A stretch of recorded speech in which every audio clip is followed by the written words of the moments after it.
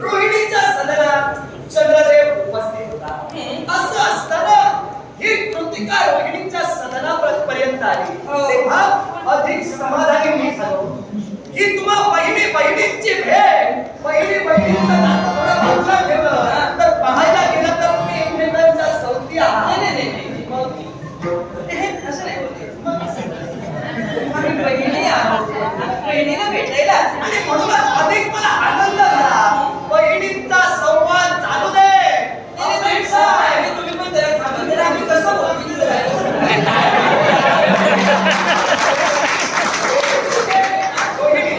म्हणणं तुमचं असतं. तुझी इच्छा ही प्रांजळ आहे. काय म्हणते का तुमच्या बहिणींचा संवाद मी तुम्हा दोघांचाही निवडा. मी जर इथं असलो तर एखादी कोणतरी माघार घे, काही क्षण थांबा, तेव्हा काय आहे ते मनमुरादपणे बोला. मी काही क्षण अजूनही माझ्या पत्नीने धैर्य आली आहे तर मग त्यांच्या भेटीसाठी जाऊ की त्यापर्यंत स्वच्छ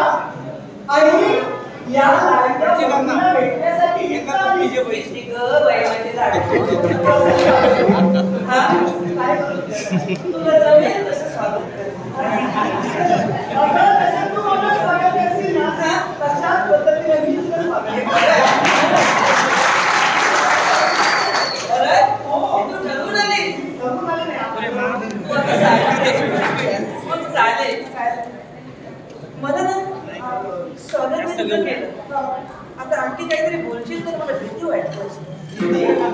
आणि तुला बरेच जण तुला घाबरतात कारण मी तुझ्या महालात आले ना म्हणून भीती वाटते मला. काय गरज आहे? मलाही वाटते माझ्या मनात आले आजपर्यंत कधी आले रे. मुद्दाम आले. ही प्रेमाची भेट आहे. सगळं विचारणार ते प्रेमाने विचारणार. पण तू आता काही क्षणापूर्वी एक शब्द बोललीस तो विसरायला जमत नाही मला. आठव आता काहीतरी बोललीस काही नाही असं काहीतरी म्हणलं त्याच पद्धतीने स्वागत सुरुवात होती. म्हणजे जसं तू माझं स्वागत करशील त्याच पद्धतीने मी तुझं स्वागत करेन. नाही मी शब्द माझ्या आता तेच शब्द सत्य करणं माझ्या हाती आहे. आणि जेवढं माझ्या हाती आहे ना तेवढं तुझं माझ्या हाती काहीच नाही. मी तुझ्या मागे आले आणि म्हणून मी प्रेमानं एकच सांगते तू माझी भगिनी आहे. मी तुझी भगिनी आहे.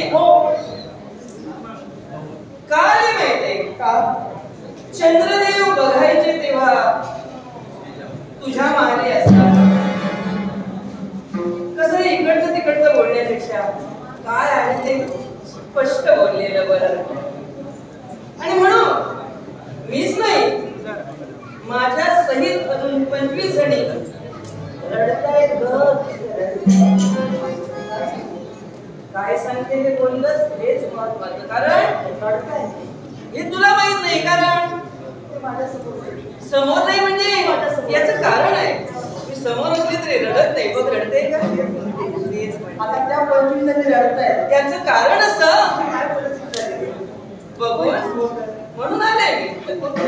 आणि म्हणून मी काय सांगते तुला की तू म्हणतेस तुला ते माहित नाही. माहित नसणार सुद्धा याचं कारण बहिणीचं दुःख जाणून घेण्याची कुवत तुझी नाही. आणि ती जर असली असती तर त्या रडतायत हे तुला माहितच नसतं.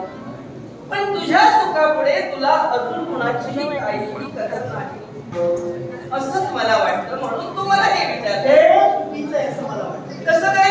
आता तू काय म्हणालीस त्या 25 जणी रडतायत. आता त्यांचं दुःख जर मला कळलं असतं ना मी नक्कीच त्यांच्यासमोर गेले. कळलं नाही याचं कारण माझ्यासमोर आलं नाही, पण त्यांचं दुःख घेऊन तू माझ्या समोर आलीस तेव्हा मला कळतंय. म्हणजे त्या रडतायत म्हणजे नक्कीच काहीतरी म्हणताय त्यांच्या मनात. हेच तुला कळलं नाही. मी काय म्हणते तुला, तुझं जर इतर भगिनींवर प्रेम केलं असतं तर त्यांची चौकशी प्रेमानं केली असती.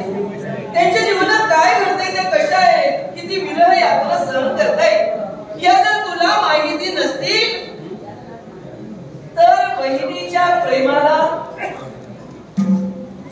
आणि बहिणीचं प्रेम हे तुला माहित नाही. आणि बहिणीबद्दल आपुलकी जर असली असती तर बहिणीपर्यंत तू पोहोचली असतीस. पण तू तुझ्या सुखात मला आपुलकी नाही असेल तू म्हणते. हा माझ्या मनात तू आली. हो हा मान माझा आहे. हो ना. आल्यासाठी मी तर स्वागत केलं. आले म्हणून केलं. आपुलकी असली तर स्वागत. माझ्या माहेरी आलीस तू. मी तुझ्या माहेरी आले म्हणूनच स्वागत केलं. आपल्या द्वारे म्हणून माझ्या म्हणजे काम असलं तरच बघितले जाणार. तू म्हणते काय की माझ्या महाली तू आली स्वागत द्वारावर आलं ना तर कुणी कुणाचंही स्वागत करतं. कर्तव्या पद्धतीने हा कर्तव्य म्हणून केलं. कर्तव्य म्हणून केलंस ना म्हणजे प्रेम बाजूला आहे. आता तूच म्हणालीस कर्तव्य म्हणून केलंस. कर्तव्य म्हणायला हवं तर मी प्रेमानं स्वागत केलं असं नाही म्हटलं.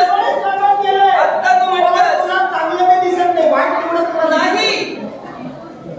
वाईट दिसत नाही. तू आता म्हणालीस मी माझं कर्तव्य केलं.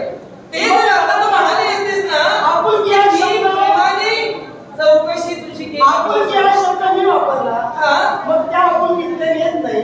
मग कर्तव्य ते कोणतं? कर्तव्य आताच म्हणालीस. हो भगिनी म्हणून तुम्ही माझ्या समोर आला. कारण चंद्रदेवांच्या आम्ही 27 झाल्या पण भगिनी म्हणून आम्ही संसार करतोय. 34 वर्ष आतापर्यंत आमच्या निर्माण झाला नाही आणि एका म्हणून मला तो करायचा नाहीये. आम्ही म्हटलं त्याप्रमाणे पुन्हा म्हणून आम्ही संसार करतोय. तशाच पद्धतीचा संसार या बहिणीला टाकायचा आहे. तुझ्या संसाराबद्दल मला काही म्हणायचं नाही का?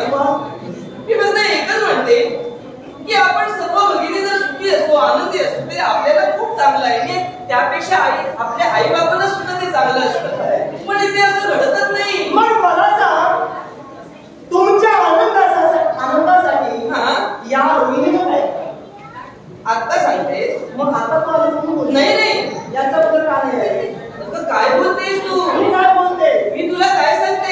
तुला काय सांगते? समजा काय की तुमचा आहे ना मला आता सांगा. माझ्या जे होईल तर तुमच्या सुखासाठी तो प्रयत्न नको ग.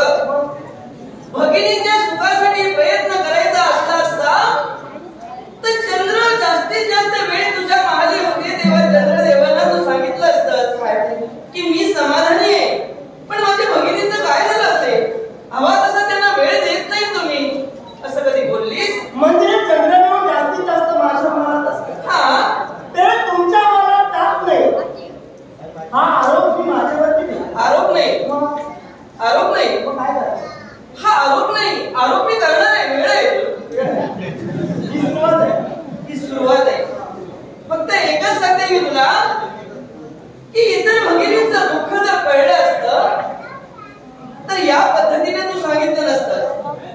यापूर्वी हे सगळं तू का नाही केलंस? मग मला सांग किती चंद्रदेव जास्तीत जास्त या रोहिणीच्या मनात असतात, ते तुमच्या मनात जात नाही.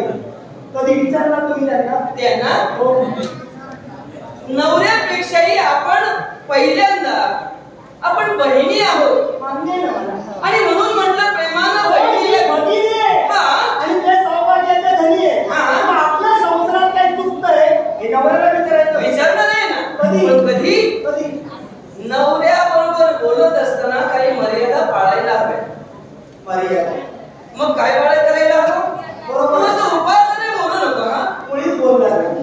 मी तुला आहे आनंदाने, संयमाने, आदराने, प्रेमाने. संयम तू ठेवणार, तो संयम मी ठेवतो. तू संयम ठेव. संयम सोडू नकोस आणि सोडला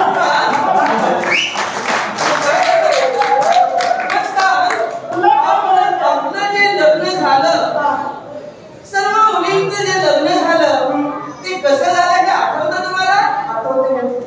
आठवतं? लग्न पण विसरतं. मग सांग ना कसं झालं? लग्न पण विसरतं. 27 महिने आम्ही आणि एकाच वेळी चंद्रदेवाबरोबर लग्न झालं. एवढ्यावरच झालं. एवढ्यावरच झालं. हे लग्न तुला आठवत नाही? लग्न आमचं 27 भगिनींचं एकाच वेळी झालं हे बरोबर आहे. पण कसं झालं, कोणत्या पद्धतीनं झालं, काय झालं हे सगळं विसरलीस तू? लग्न पद्धतीनं झालं. माझं झालं की तुझं झालं? आता काय बोलते? म्हणजे तुला माहित नाही? मी विसरले, तू सांग. मी विसरले, मला नाही आठवत.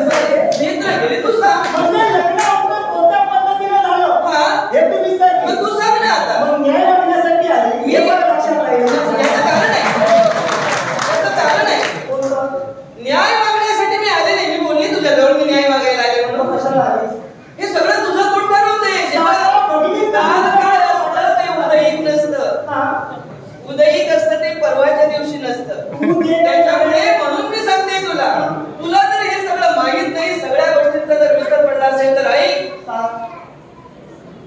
आतापर्यंत मी संयमानं वागते. तू म्हणते 27 भगिनींचं लग्न झालं, तुला माहित नाही. ही अशी वाटेला पळवाटा नको ग. कोणीच नाही. मग सांग ना. पळवाटा मी का नाही? आता तुझ्याकडे काही शिल्लक नाही म्हणून पळवाटा मी का नाही? मग तुझ्याकडे शिल्लक आहे तर सांग ना. दोष माझा आहे का? मी ते नाही म्हणत. माझ्याजवळ शिल्लक आहे म्हणून तुला विचारते. काय शिल्लक आहे? आपलं कोणत्या पद्धतीनं कसं लग्न झालं सांग ना. कोणत्या पद्धतीने सांग ना कसं झालं? पुन्हा ते सांगते. हे बघ मला आता आणखी जास्त काही विचारलं माझं झालं बोलून. माझं बोलून झालं.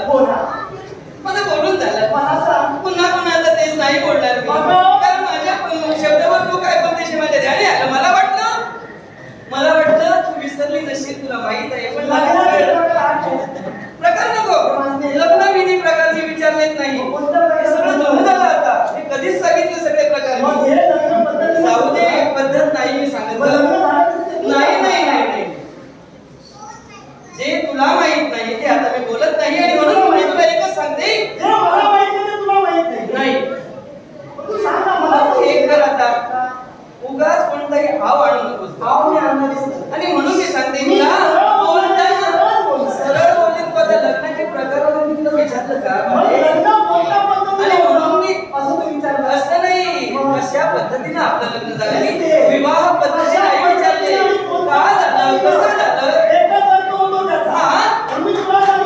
असं नाही होत.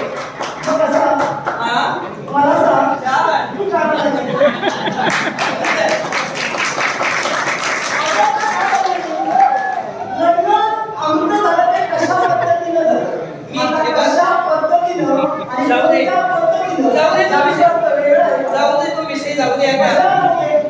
मग सांग ना.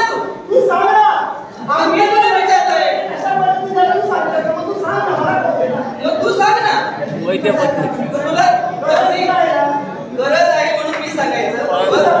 भांडण करण्यापेक्षा हे सगळं पुन्हा विचारण्यापेक्षा मी या विषयावर थांबले. मी परत नाही तुला विचारणार, पुन्हा नाही विचारणार. पण आता दुसरी एक गोष्ट, असू द्या नको, असू द्या सगळंच नको. तुला जे काही सांगायचं असेल मला सांग. तुलाच सांगते मी. पहिली गोष्ट तू म्हणतेस मी न्याय मागायला आले. मी तुझ्याजवळ न्याय मागायला आले नाही. मी फक्त एकाच गोष्टीसाठी भगिनी म्हणून भगिनीच्या प्रेमासाठी मी आले. आणि ही एक गोष्ट तुला मी पुन्हा सांगते. मी आदराने आले की माझी भगिनी मला प्रेमानं काहीतरी सांगेल. पण तो आदर तुझ्यात मला दिसलाच नाही. मी ज्या पद्धतीने हो हे मी ठरविलं आता. आणि तो जर आदर असला असता ना, हे जर तुला जर आदर असला असता तर अत्यंत भगिनीचं दुःख तू जाणून घेतलं असतं. आणि म्हणूनच मी तुला सांगते रोहिणी, आजपर्यंत झालं हे मी तिथे झालं. तू तुझ्या बहिणीच्या सुखासाठी काही करू शकत नाहीस, कारण याच्यापूर्वी काही केलं नाही. तू म्हणतेस मला माहित नाही. माहित नाही म्हणजे बहिणीचं सुख दुःख तू जाणून घेतलं नाही.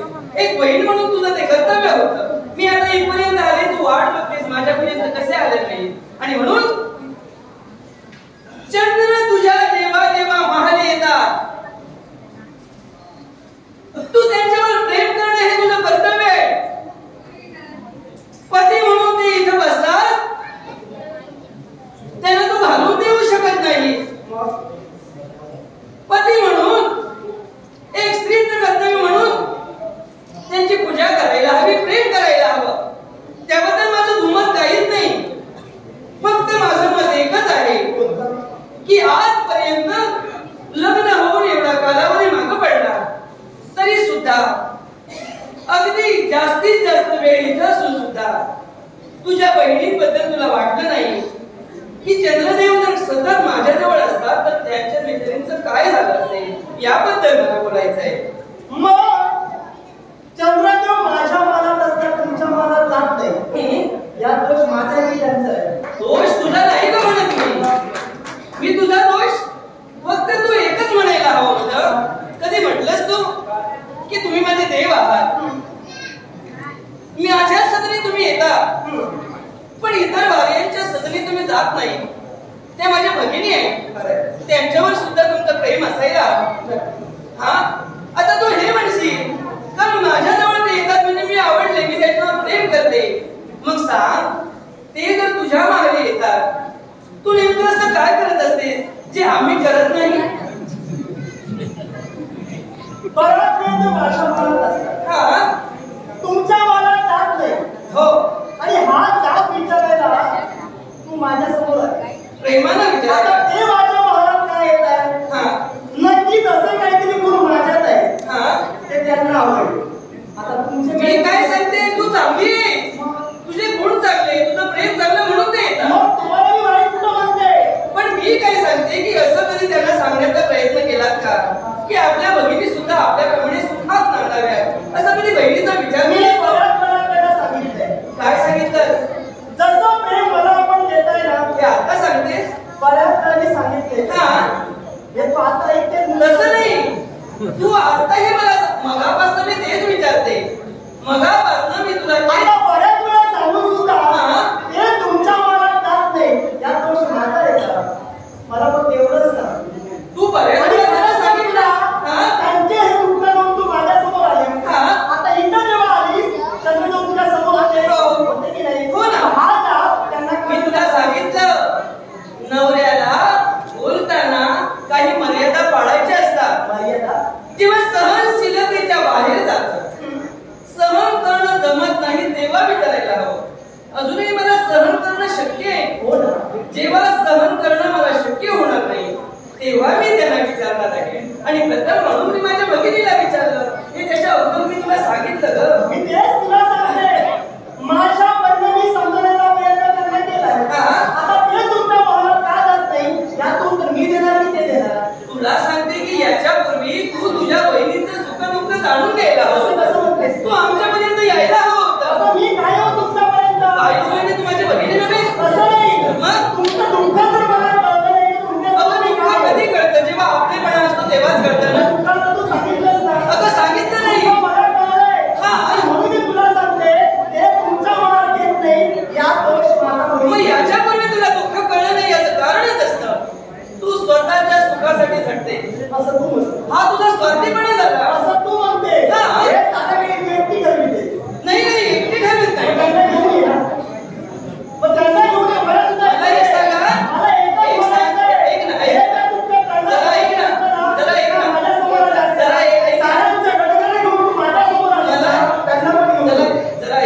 हे जे काही चाललंय ना, हे जे काही चाललंय ते 25 जणींना इथं घेऊन शक्य आहे, येणं शक्य आहे का?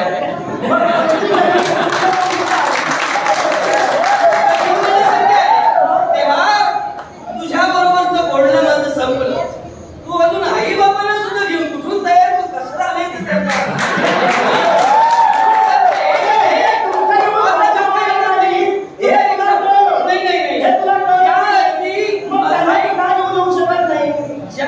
अगं वेडेपणा आहे हा. 25 जणांना घेऊन यायला सांगते आणि कुणालाही नाही विचारलं तरी 25 जणांना इथं मी घेऊन येऊ शकत नाही म्हणून कारण आहे वाढ वडील आजोबा बंधुमाना सगळ्यांना सुद्धा घेऊन यायला सांगते शक्य नाही. मग मला सांग 25 जणींचा महल आहे, 25 जणींचा महल मी पिऊ काय? मी पिऊ तुमचं काय चुकते म्हणून विचारायला पहिले म्हणून विचारायला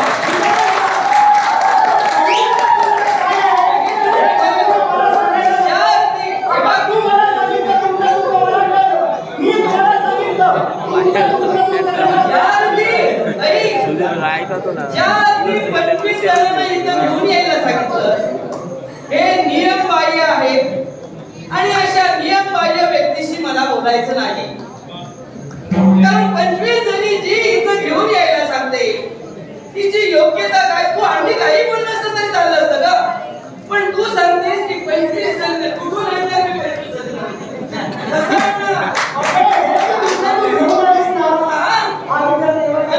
नाही विचार मी केला तेव्हा एकच कर नाही. आता तुला कळायचं हे नियम बाह्य बोलतेस तू. मला तुझ्याशी काही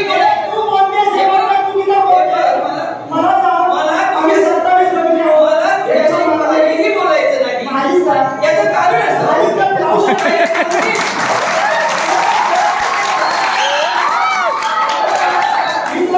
माझी इच्छा आहे. मी तुला माझ्या मनात कोंबडी होतं की नाही? होतं की नाही? मी तुला माझ्या मनात कोंबडी होतं की नाही? माझी इच्छा आहे माझ्या आई बाबाला जरा घेऊन ये. माझी इच्छा आहे ना कारण त्यांना जरा खरं खोटं करायला. कारण तू मला सांगितलंस 25 बहिणीला घेऊन ये. हा मग आई बाबाला माझ्या घेऊन ये आणि म्हणून सांगते हा वाद काही कामाचा नाही. कारण नियम बाह्य तू बोललीस बाजूने बोलली असतीस तरी चाललं असतं. ज्यात 25 जणींना मी सांगितलं आजोबाला घेऊन ये शक्य आहे का? तेव्हा आपण आता हे बोललं खूप झालं. एकच हाती मी तारणी घेतली. मी सहजासहजी चटकन अशा विषयाला जात नाही. ते 25 जणांनी घेऊन यायला सांगितलं. हा विषय कुठे चाललेला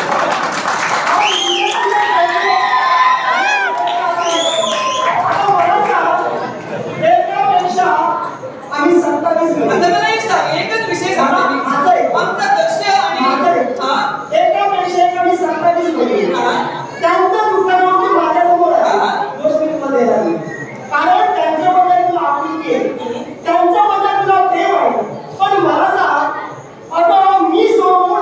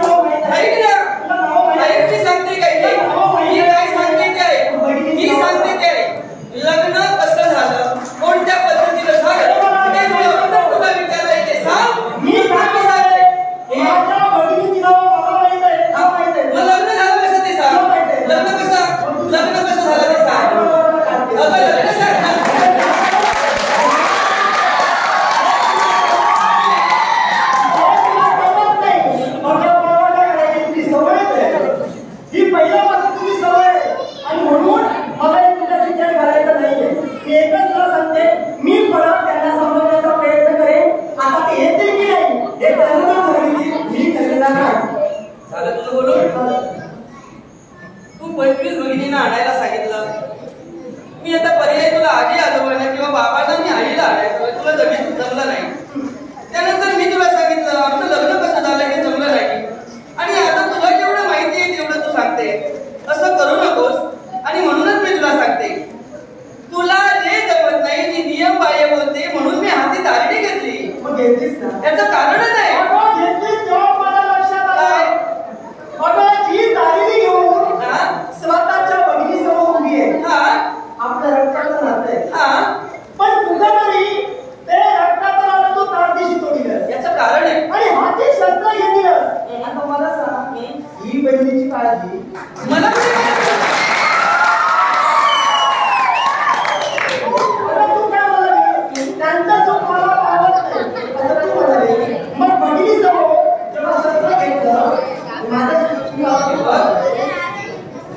हे सगळं बरोबर आहे तुझं. मी तुला काय सांगितलं, तू जेव्हा नियम बाह्य बोलायला सुरुवात केलीस तेव्हा मी विषय तेव्हा थांबवलाय माझा. मी तेव्हा बोलायची बंद झाले. अगं संघर्ष तू म्हणत असतील तर भले भले गेले ग. म्हणून मी तुला सांगते, तू असं स्वतःला उगाच मोठेपणा समजू नको. त्यावेळी ऐक, तू 25 जणांना का आणायला सांगितलं. मग आता मी तुला सांगते ऐक ना, तू वेगळी नको. तू मला 25 जणांना जर आणायला सांगितलं तर माझ्या आई बाबांना इथं घेऊन ये, नंतरच बोला. कारण तू मला 25 जणांना आणायला गरज मला नाही. मी अजूनही संयमानं सांगते.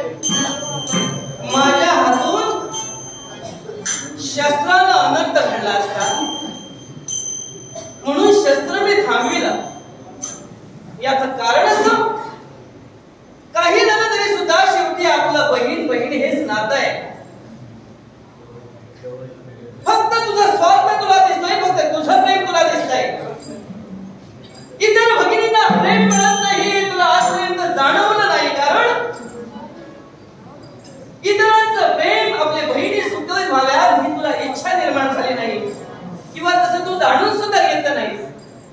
आणि म्हणून आता जाते मी तुला सांगितलं होतं ना, तू पुन्हा पुन्हा सांगत होती चंद्रदेवीला आल्यावरती तू का विचारलं नाही. ती वेळ आता आली. भगिनीला मी विचारलं, एवढा वितंडवाद निर्माण होईल असं वाटलं नव्हतं. पण ज्या अर्थी इथं वितंडवाद निर्माण झाला अर्थात आता तुझ्या बरोबर संघर्ष करू इथं वेळ वाया घालवण्यापेक्षा चंद्रदेवतेपर्यंत जाईल आणि त्यांना ते सगळं विचारेल. आणि म्हणून उचललेलं शस्त्र मी खाली ठेवलं. शेवटी एकाच आई वडिलांच्या आपण कन्या आहोत आणि हे नातं माझ्या लक्षात आलं. मी जाते इथून चंद्रदेवांपर्यंत जाते, पण तुझं जे प्रेम आहे शेवटपर्यंत माझ्या हृदयात राहील. माझं काही कमी होत आहे. तुझं जे प्रेम आहे ते शेवटपर्यंत माझ्या हृदयात राहील. आणि म्हणून तुझ्या प्रेमासाठी तू आतुर आहेस, माझ्या प्रेमासाठी मी आतुर आहे. चंद्रदेवतेपर्यंत जाणार त्यांना सुद्धा जाब विचारे. आता तुझ्याशी मला देणं घेणं काही नाही. ज्या नव्यानं लग्न करून जो आपल्यावर लक्ष देत नाही त्यांच्यापर्यंत मी जाणार. मी जाणार आहे. पण मी गेल्यानंतर जर काही बोलली तर मला बिलू यायची सवय आहे.